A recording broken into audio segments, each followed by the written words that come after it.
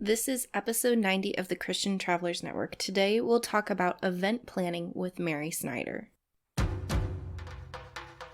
Welcome to the Christian Travelers Network, where travel stories, community, and scripture combine.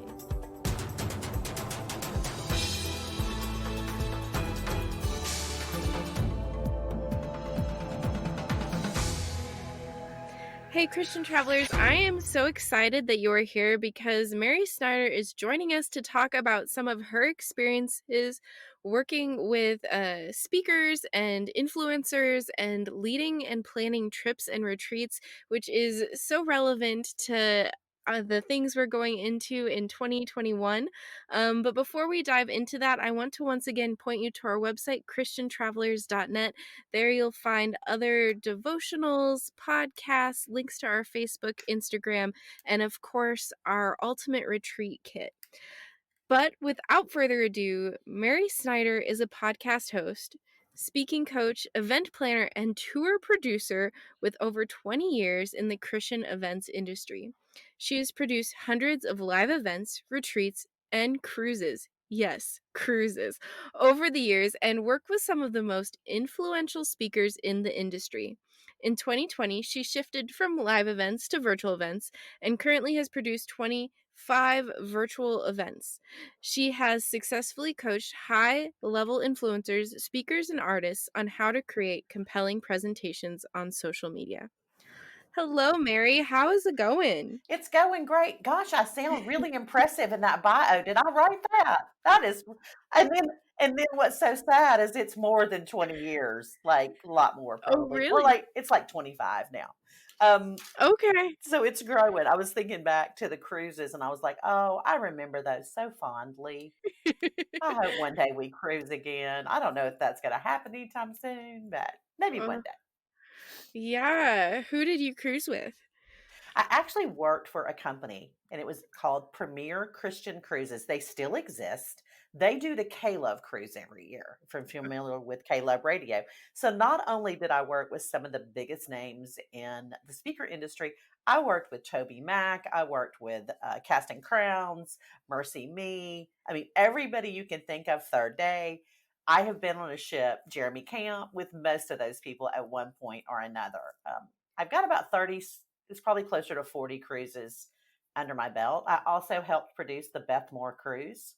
That was just recently happened a couple of years ago, the Lifeway Beth Moore cruise. And that was after my tenure. And I did the Duck Dynasty cruise. That was one of my big ones. So I have had a lot of fun doing and that y'all a cruise when it returns, event planners and retreat people that are listening, that is an idea for y'all when it returns because it's just easy peasy. And except if you're the producer and you have, because we would actually take over the ship, Sarah. Uh-huh. And so we would replace all of the talent and all of the shows with, our Christian artist. And so it was like you had 3 or 4 stages going all the time for 5 days.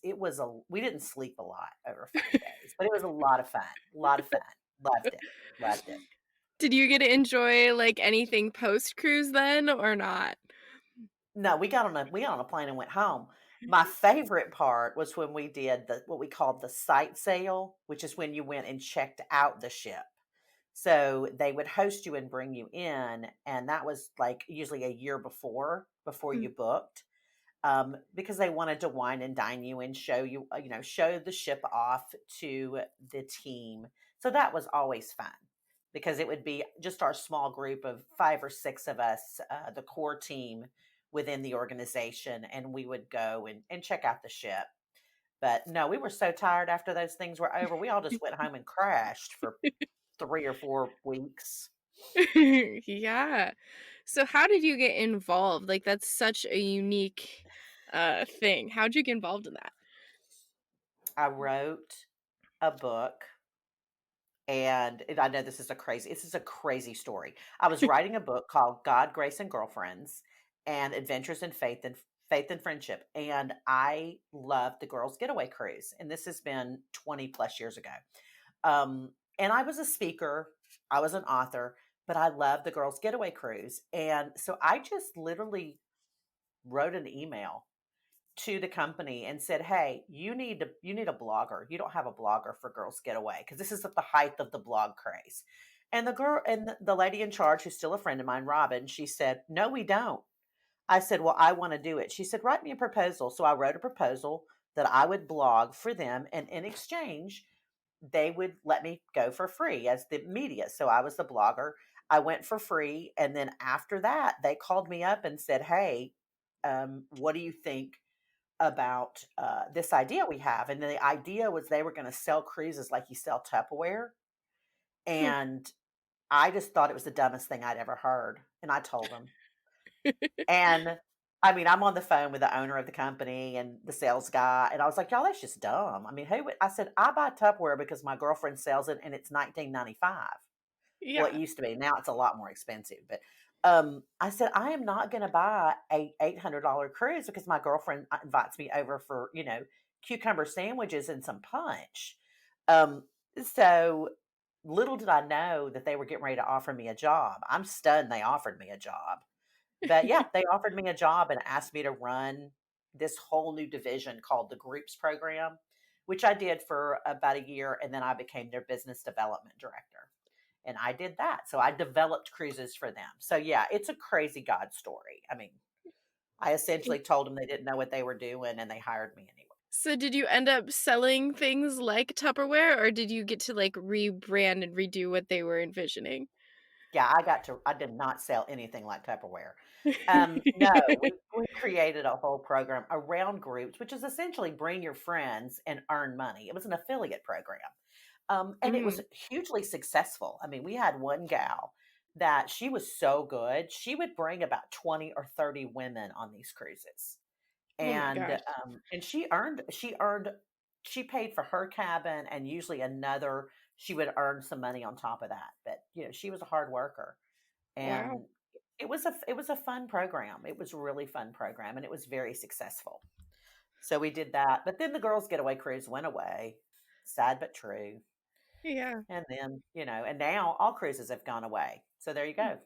Yeah, pandemic, man. So, um, you've done a lot of events, hosted Mhm, some really big things in the Christian industry. What is mhm. kind of your planning process that has to take a lot of time? What does that look like for you? Well, and I mean, it.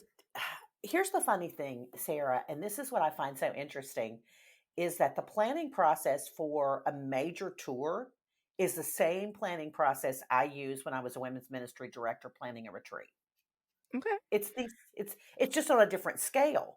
Instead Yeah. of renting, the Airbnb, or we would go to a camp or something like that. I'm renting, a big venue at a church, a 5,000 seat church venue. But I usually start, and some people are going to gasp when they hear me say this. I typically started 18 months out. Mhm. Now, I'm going to put a caveat on that and say everything changed when the pandemic hit. Everything tightened, everything shorter. So I truly believe you can plan a retreat in a much shorter time frame now, because well, first of all, because everybody's a little leery of planning that far out because so many of us had our hopes dashed when everything shut down. So I love the longer runway, but I do think you can do a 6 to 9 month planning process and still be very successful. But the very first thing I do is I have to identify what I want to do.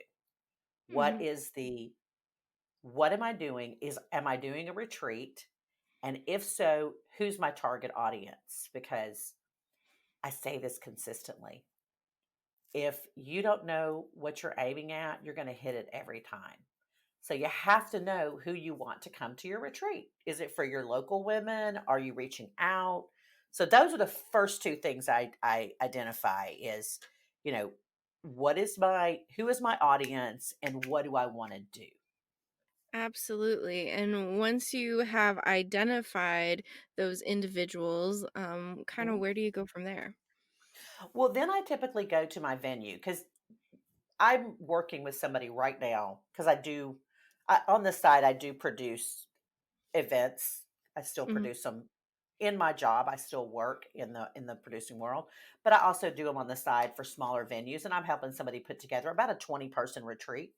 So what we're doing right now is we're identifying her venue. She has identified her target audience. She knows who she wants. She wants about 20 to 25 people. She wants it in a home. So we've narrowed that down to the types of homes we could use. So we're going to be doing a large Airbnb, and she knows exactly what that looks like. So, first you identify your audience, your theme, and then your venue. Do you want the coziness of an Airbnb? Would you rather have a hotel? Are you going to be paying for everything? Is it all going to be in the ticket price, or are they going to pay for their lodging and then the retreat is going to happen within the confines of a hotel or a camp or an event center, depending on where you are? Those every region has a variety of options. So those are the first things. And then I go to how you going to feed them, because people really like to be fed. That's a Yeah. favorite of mine. I love to be fed. Um, Yeah. so I always plan, and also the theme of your treat is going to identify what kind of food. Because if you're going to be very casual and you're going to go to the camp and we're going to sleep in cots, well, first of all, I'm gonna have to bring a mattress because I'm gonna be painful. I'm gonna be whining if I have to sleep on that cot. But if you're going to be like four to a room and it's going to be a real campy vibe, then nobody is expecting like high end food. They're expecting camp food. So you're probably just going to do whatever the camp has. But if you're going to do a high end Airbnb where everybody has their own room and a bathroom, and maybe you have like three little houses side by side. I live in the South, so we're close. Well, close, 5.5 hours from the beach. And I don't know if y'all know this, but Alabama has the most beautiful beaches in the world. I know nobody believes me, but it's true. Um, and y'all just go down there and look, and then you can ping me and tell me I'm right. But we have these beautiful beaches, and we'll have these Airbnbs, and they'll be like duplexes or something. We're like, there'll be like 10 bedrooms on one side and 10 on the other. I mean, which is Mhm. essentially a small hotel. Yeah. And they'll rent both sides of those. They're very high end. The ticket price is going to be high, but they'll cater everything. So they'll have a caterer come in, or like the gal I'm working with, she has a friend who is an amateur chef. So she's coming and she's going to be cooking the entire weekend. Um, so again, that's the second thing, is you got to figure out that food budget. And then you have to figure out your tchotchke budget. And tchotchke, I mean, all the things you're going to give people. Mhm. I know your retreat. What is it called? The retreat. It is called Recline at the Table. Okay. Oh, I love that. Yeah. So that is going to be something that would be available for people, and that would be the guide. So you've got to factor all those costs in.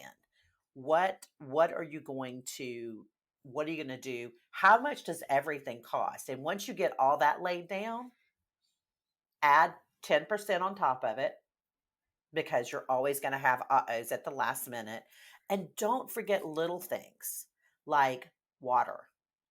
You're going to need bottles of water. You're going to need snacks. Those are affordable, but don't forget them because they add up. Mhm. And literally, depending on the size, you're going to have to identify if you need to have some volunteers. Because when you're thinking about your rooms, think about this: you are not a paying customer. So when you add everything up and you go to divide it, you have to make sure to put in your room, your food cost, your tchotchke cost, all your miscellaneous costs that go with you as the event planner, and then with your support staff. Now, I always have, at least for 20 people, I would have one support staff, and I would go up, depending on what you're going to do at your retreat, I would go up one person. If you're going to do small group, I would go up one person for every 10. Okay. If you're not doing small group, you can go up one person for every 15 to 18. Mhm. But factor all those costs in. So you're going to get all your costs, and you're going to make your little spreadsheet, and you're going to write everything down, and you're going to hit total. And then you're going to divide it by the paying customers. not by you because you're not paying, and not by your support staff because they're not paying. So if your total costs are 10,000, and y'all, I'm just using big round numbers because math's not my skill set. Yes. And if y'all make me need, and right now, as I'm speaking, I'm so glad that Sarah can't see me because I'm reaching for the calculator. And I still have an old school, like, solar calculator I leave on my desk. Yes, I'm that girl. Um, so I'm going to have $10,000 and I'm going to have 50 people come. Well, that's going to be $200 a per. That's a really cheap event, by the way. Yeah. So, but it could be, I mean, it could be something, uh, I typically, for a one night event, first of all, one night events are hard, retreats are hard. Rethink that. Yeah. I always recommend at least two. Mhm. Factor in this too, y'all, as you're planning, you and your support staff need to come in the day before. Mhm. So add that cost in, and you probably won't stay at the venue, particularly if you're renting a large venue. But if you're going to a hotel, then you will, and you can stay an extra night. But factor that in, make that a part of the cost, and then divide it out. And then, depending on if this is a business or if it's just for ministry, and hey, y'all, our women's ministry needs some extra money in the budget. So if it's a $200 a person and you can charge 220, that's great because that's going to allow you to be able to sponsor some people. There may be one or two women that can't afford the 200. So they're going to, you're going to be able to offset their costs that way. So that was just a thumbnail, really fast, how to plan a budget. I'm exhausted. I don't know about y'all. I need some water. I love that, and there were so many things that it was, like, a very good refresher, and also just how you talked about catering in to accommodate some of those food concerns. Because everybody's something. I mean, and listen, I'm a gluten friend. I'm not a gluten free. I'm a gluten friend. Um, but I have people in my family that are gluten free. I've got some vegans. I've got some people that don't eat anything that's ever been an animal and doesn't even eat butter because it came from it. And I'm like, how did butter hurt the cow? I'm still working on that one. Yeah. Um, So I totally understand all those issues. So you have to be able to accommodate so many things, and that's a really good thing, Sarah. On your sign up sheet, you make sure to put that on there. You know, do you have any food allergies or food? I don't even know what you call them anymore. Sensitivities. Yes, yes. So when it comes to, like, the cost side of things, do you have pros or cons for, um, when to have people pay, like, having you pay for the housing up front or, having it be in their ticket, etcetera? I think it's depending on what you want to do. Now, I will tell you, having them pay for their housing is going to allow you to plan a more low cost event. Mm, And here's my thought on that. Particularly if you can have a centrally located venue. Let's say you decide you're going to go to, let's use, Sarah, what part of the country are you in? I'm in Nashville. Oh, well, this is perfect. We're fixing to go to Franklin. Okay. We're gonna rent a venue in Franklin, and we're gonna rent an Airbnb, and that's gonna be our central location for our retreat. Now, and what I'm gonna do is I'm gonna place it central so you guys can either rent an Airbnb, stay at a local hotel. So there's a lot of different options for you financially. Mhm. That is a really great way if you have a variety of taste levels and income levels. Because then you've got the gals that can put four in a room and stay at the Hampton Inn, which is, in Nashville, because I used to stay there all the time in Cool Springs when I traveled. I can get that for about 120 a night. You divide that by four. That is real affordable. Don't make me do the math, okay? But it's cheap, Y okay? It's like $30 a night, right? Am I Yep. right? Yeah. Yes. So that's about $30 a night if four gals want to go in together and just bundle up. That is super affordable. And then you've got people like me who are a little bit high maintenance and they're going to want to stay at the next door Airbnb because they don't want to have to drive. They're going to walk. And they're going to stay with their best girlfriend. And we're going to rent a 2 bedroom next door to the venue. And it's going to be a little bit more, but that's going to meet my needs because I have my own set of issues. And I'm older and my kids are grown and I have discretionary income. There you go. That's what happens when your children leave. Yes, those are the things you can look forward to. And you pay your house off. Yay. Yay. Um, yay. So, yeah, I mean, you spend a lot of money. I'm just going to be honest with you, Sarah. Now, you're going to spend a lot of money at that point in your life. Y'all, this is free. She may edit this out. But at this point in your life, you do not have a house note anymore. Praise the Lord. Your children are grown. Praise the Lord. They're off your insurance, off your cell phone plan, off all of your plans. Well, let me just explain to you what's going to happen to your money. Then you're spending all your money on wrinkle cream because there you go. They have left you with because you paid for all that all those years. It's giving you wrinkles, and now you're paying that. So just so you know where your money's going to go. But I say that I chase that rabbit down that trail to say that is a really good way to meet the needs of a variety of women at different income levels. Now, if your women are if but there's a con to that, and it's a con that I don't love.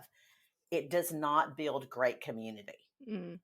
because you're so separated.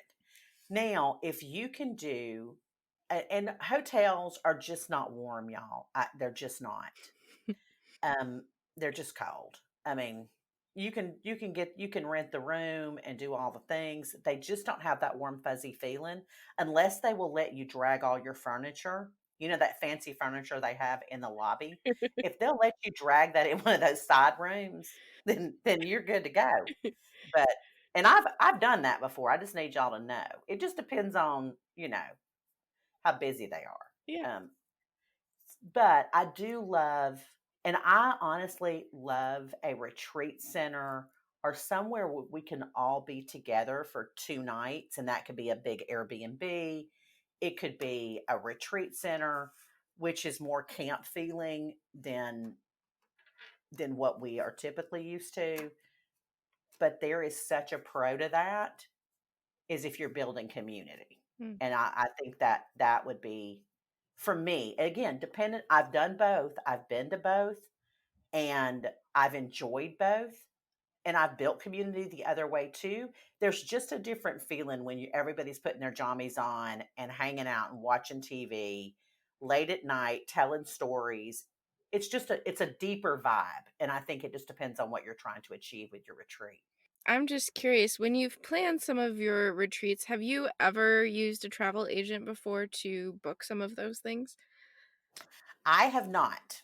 But I'm not against it because I love travel agents and I think they're amazing. Um, Now, I will tell you when I tour, I use a travel agent. That it's just for the ease. And when I'm booking, 15 cities and I need, 4 rooms in this city and 6 rooms in that, it's just easier for me to hand that to somebody else to book. Mhm. Um, but to book something like this, if you were booking multiple rooms, you may want to do that, particularly if you were doing a hotel, you may want to go that route. Absolutely. I feel like there's a million things that go into event planning, but is there any others that you wanna kinda probe and dig into? Ladies and gentlemen, welcome to 2021. For your safety and comfort, please remain seated with your seatbelt fastened for the insane deals the travel industry is offering as they make their comeback from this pandemic. The fasten seatbelt light will remain on until you book your bucket list trip at a fraction of the cost you would have a year ago. Please check around your seat for any personal belongings and check with us to find out how we can rebook you if your travel dates change. At this time, you may use your cell phones to call Christian Travelers Network at 615-241-2151 or email us at christiantravelersnetwork@gmail.com to learn what deals our travel agency can provide that aren't available to the general public or to find out more about our faith-based travel resources. On behalf of Christian Travelers Network, I'd like to thank you for listening to this podcast, and we look forward to traveling with you again when you are ready. Sure. I think the first, and we touched on this in the beginning, it's the theme.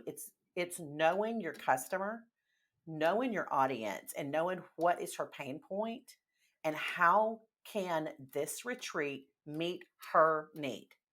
So figuring that piece out right now, just the word retreat, I think every woman in America would chase you down.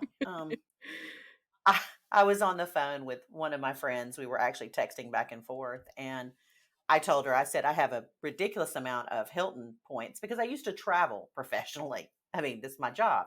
And I have not traveled since March, but so I haven't accrued any, but I haven't lost any. So I have several hundreds of thousands of points. And I said, I'm thinking about just inviting a bunch of my girlfriends to go to the Hilton about an hour from here and just let's all stay 2 nights just for the heck of it. Because I think there is such a deep desire in um, our world to connect with people. But I think number one, I'll go back to knowing what she wants, and also don't overschedule. Mm. Leave breathing room. I think I was at an event once, Sarah, and I've never laughed so hard. And I love these people and still work with them. I was not producing this event. I just need that hand to God. It's not mine. I was a coach. I was coaching. I was a speaker coach at this event. But they forgot to book breaks between the sessions. So it was like 1 to 2, 2 to 3. I was like, y'all, when are we going to go to the bathroom? I mean, we had no break. It was so funny. But think about that. Think about breathing because if you do, let's say you're going to start at 4 o'clock on a Friday. So everybody rolls in, you get checked in, everybody rolls in at 4, you do a meet and greet, a hello. We're all going to do dinner together at 6. Don't try to do something between 4 and 6. There's there's no way you can make it healthy and good. Everybody's tired, they're all excited to be there. Let that 4 to 6 time frame just be get to know you time. And if you need an icebreaker or something like that, have some fun. You know, 5 questions, the 5 things you didn't know about me from your facilitators. And then over dinner, let that be kind of the beginning of the first session and kind of lay the groundwork for what's going to happen. You can always do a short. I'm going to say this one more time. Short. Y'all do not do a 2 hour session after dinner. It is a lot. And I have been in those. So don't do that. But do a short. And this is what I love is that if we do it over dinner, you know, after we've done eating while everybody's getting dessert, the moderator, she stands up, she shares her vision of the weekend. She talks about what she wants everybody to walk away with. She gets some feedback from people. You know, I love the question of what is the one thing you want to walk away with this weekend? And she has everybody write that down and literally stick it on a board, put it in an envelope, whatever. But that way, everybody knows what they want, and they've identified that to the moderator, and then let everybody have that night off. It can be a hang where everybody hangs out. We eat popcorn. We tell funny stories. Um, that works, Sarah, if people are already connected. Mhm. Now, if they're not connected, then you really need to create a connection point in that time frame. And you could do that with a, you know, two truths and a lie, any kind of fun little games like that. Icebreakers. Yeah, really simple, easy things. And then start the next day with your event. Again, don't start at 6. Nobody wants to get up at 6 while they're retreating. No. Who wants these people at 6? We're gonna do sunrise service. I'm like, well, my sun rises at about 8-ish. Yeah. So, yeah, do what I love is just say breakfast on your own, do a breakfast, you know, bar where they can do come and go, grab a granola, grab some yogurt, really simple things. For you people who are gluten free, I don't know what to tell you. Get an apple. I don't know. Um, I think apples are gluten free. I never know, Yes, but that's sugar. they are. Okay, they are. Okay, all right. You're probably gluten free, aren't you, No, Sarah? I'm not. Okay, but you know the glutens. But so set that up so and let everybody know, hey, breakfast will be available from 7 till 8:30. So I mean, if you don't want to get and we start at 8:45. So if you don't want to get up, you can just roll up in there at 8:30, grab you a donut and some coffee, and you can roll on in at 8:45. Um, or whatever. but give your people margin to so the early risers can get up, they can have devotional, they can walk around the property, they can, talk to Jesus. And the people that talk to Jesus before they went to bed, they can roll out real late. Um, Yeah. meet the needs of all the people, and then throughout the day, give breaks to process. Um, I think that sometimes we think as event planners that every single moment has to have a craft, an activity, a small group, a something something. It doesn't. A lot some of the best things that have ever happened to me in retreats have happened in the breaks when I'm just sitting on a swing talking to somebody. So give people those breaks where they can kind of process, encounter God, give them opportunities to get to know each other. That's what they're there for.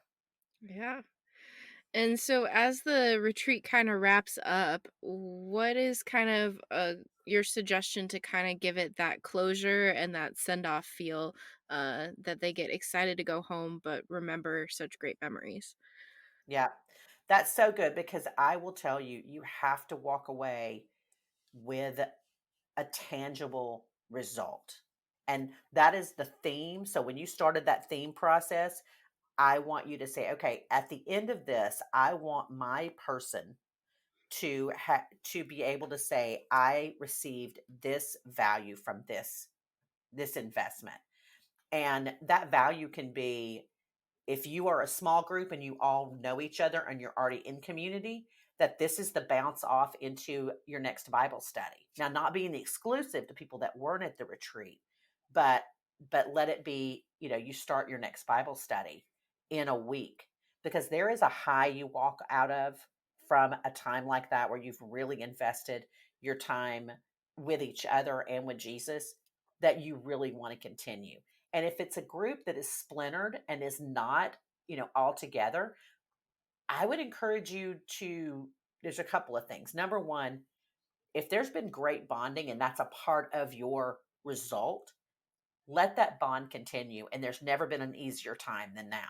You could do it through you can do it through a Marco Polo app, you can do it through a Facebook group, you could do it through, just a text thread, depending on the size, but continue that bond if that was one of the things you were trying to create.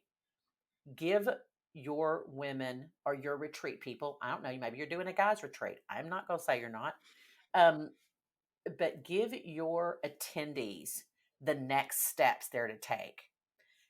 And that can be as easy as, here's a 5-day devotional to take you through the next 5 days that's going to be on theme with what you did over the weekend, over the retreat days. It could be you walk away with, this is so cheesy, Sarah, but I absolutely love it. Is that the last day you write yourself a letter? Mm. I'm going to do these 5 things over the next 30 days. And it could be I'm going to read my Bible daily, I'm going to journal daily. I always say I'm on journal daily. I never do. Um, so I don't even put that on my list anymore. I mostly just say I'm gonna search Facebook every day for something to look at, and that's a big check mark. But give yourself, have them write down. These are 5 things I want to do to make my walk with Jesus stronger. And it could be that I have, an app that I listen to every morning on prayer. They write that letter. They address it to themselves, and those event planners take that and they mail them to them in 4 weeks. So you get that in the mail in 4 weeks and you go, oh, wow, did I do these things? And what I love is that if the event planners, but because they don't have them seal it, what I like to do is leave it unsealed and the event planner can add their note in there too. Mhm. So just kind of another touch point of just saying, hey, I see you, I know you, I'm excited to continue to do life with you. So that's a fun thing. But absolutely, you have to give them a way to give them their next steps. People love to be told what to do. I know it shocks me every time I say that. It's crazy, Yeah. but they do. They really, because they're not sure. And particularly women, oftentimes women are unsure as to what the next step is. They want to take it, they're excited to take it, but oftentimes we are looking for somebody to give us permission to take it. Mm. So give them permission and give them that next step. I love that. I feel like I struggle with that all the time. That what's the next thing? What's my resolutions for 2021? What's my next goals? And Mhm. so often I look to others for that encouragement. And hosting a retreat can be such a great encouragement to those around you too. Absolutely. It is, you know what, for somebody who's hosted retreats from, 10 people to like thousands, I will tell you, it is one of my favorite things to do. I'm gonna kid y'all, it's a lot of work. It's a lot of work. But it is fruitful work that will continue return on investment. I still hear from people that I've done things with 15, 20 years ago. Wow. And, they'll pop up in my Facebook feed and say, "Hey, I just wanted to let you know," or a DM, "Hey, I just want to let you know, this showed up on my, here's a picture of us from 15 years ago," and which is so fun.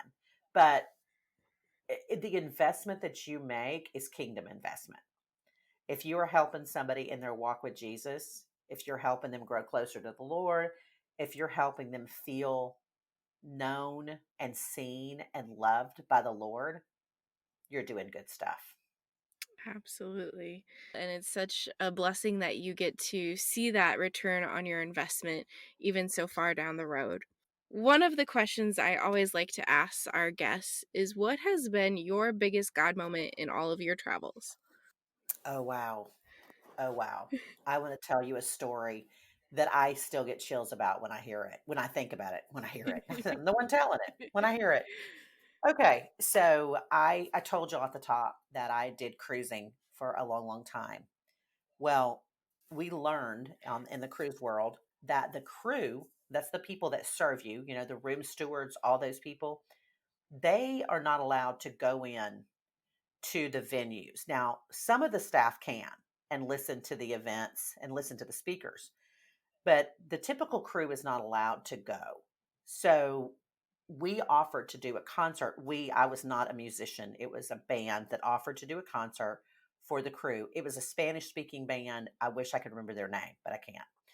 But they were bilingual, and a lot of the crew were bilingual. A lot of the staff, and there's staff and there's crew, and I get them confused. But these are the people that serve you in the restaurants. They clean your room. So this is that part of the working people on the ship. Mhm. And y'all, you may not have ever cruised, but just so you know, these people are typically on that ship 9 to 12 months.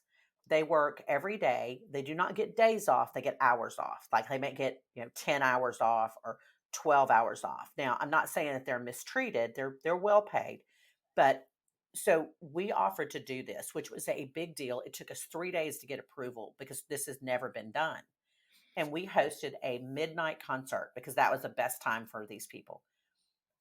I'm telling you, there had to be 1,000 people in that room. Now the crew is massive, and they were in that room and they stayed for hours.